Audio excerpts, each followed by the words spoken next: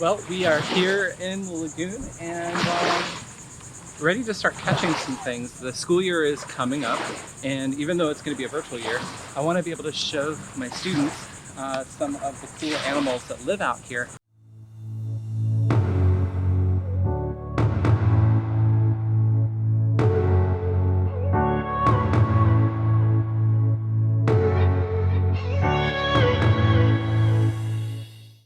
Before we get back out into the field, I want to show you essentially how I set up the quarantine systems that you see here, which is essentially where I'm going to be bringing some of the critters back from the field. So it was back to design mode. First I had to kind of figure it all out, measure all the wood, get it all cut, get it all sanded, and then of course it was time to put it together. So it's sort of set up already, although it's not all drilled together. So I do this because we want to make sure that the weight load is actually sitting down on these 2x4s and not held with any of the screws. And that way, really, once you screw the top piece and the bottom rectangle together, you can sort of put it all together and it stays on its own. I've got the 20 long up here on the stand now, it's working, and I have the gap down here. And this is going to hold my 2 10-gallon quarantine tanks. And I built this little kickstand so that if for some reason I wanted to remove it and sit this back closer to the wall, I could. So here we go. There it goes, it's right there.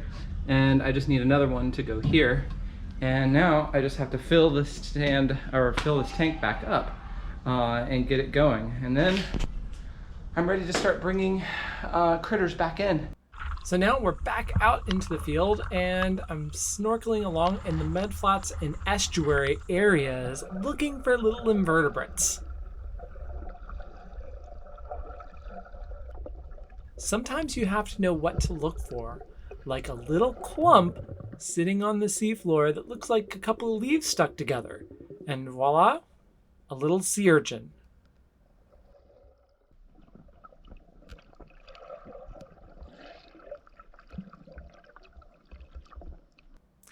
Here's a little assemblage of small blue-legged hermits crawling around looking for little debris and organic matter to eat. And of course, anytime you're in the field, if you see debris, fish hooks, nets, trash, gotta pick it up. Mangroves! One of my favorite places to snorkel around are mangroves. These prop and drop roots from red mangroves house all sorts of marine life. These little snapper, little mohair, all sorts of things. Finding some cool stuff. I was thinking of heading over to the wall over there, just to see what's up. Just away from the mangroves, where it gets a little deeper along the seawall, all sorts of fish assemble. Here's a nice little blue sponge hanging out on the wall. And here is an arrowhead crab.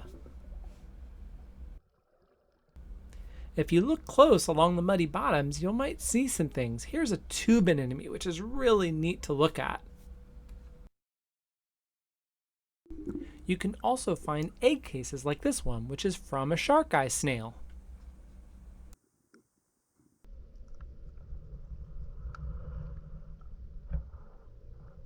Somebody found lunch. These blue crabs were taking advantage of a dead porkfish, probably left behind by a fisherman.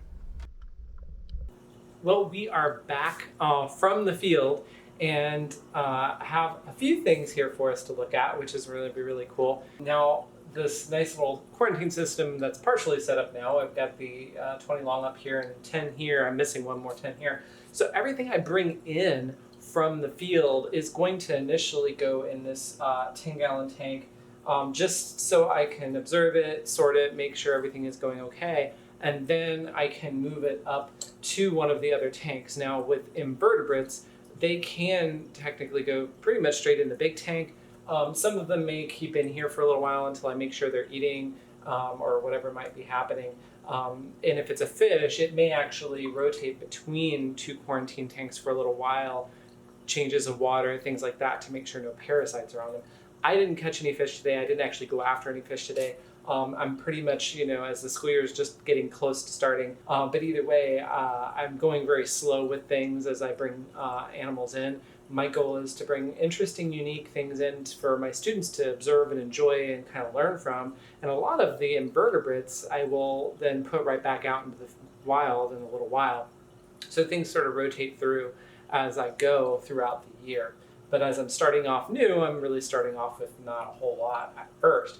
So let's dive in and check out what it is that we have. One of the things I often bring in to show people are sea urchins. And what was kind of neat about today is usually I find larger urchins.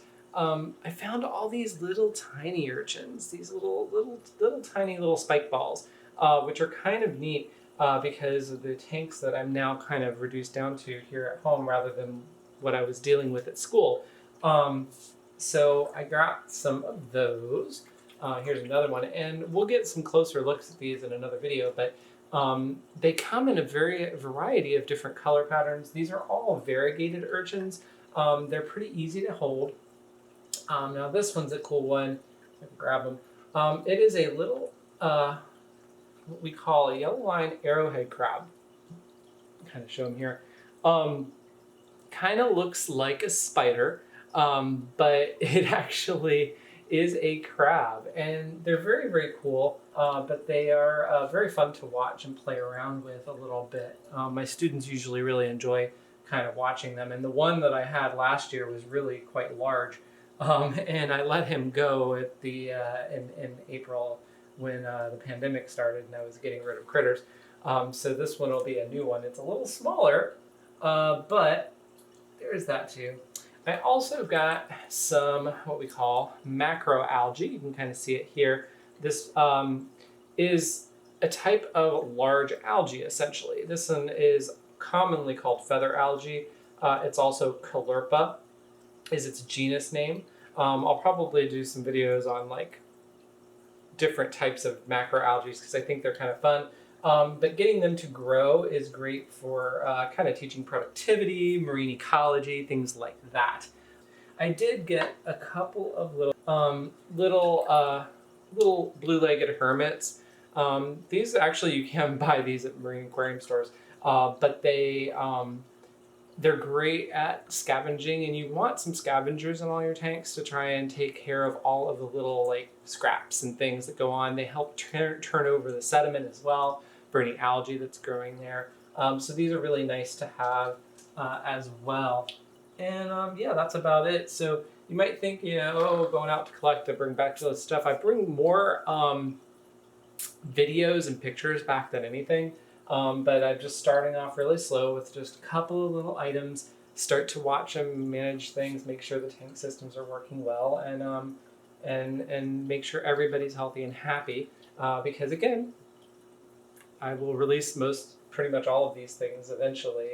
Anyways, I hope you enjoyed snorkeling along in the estuary and tidal flats areas with us. It's always cool to see what you can find out there. And we'll keep you updated on our little critters and our mangrove propagoules as I go along.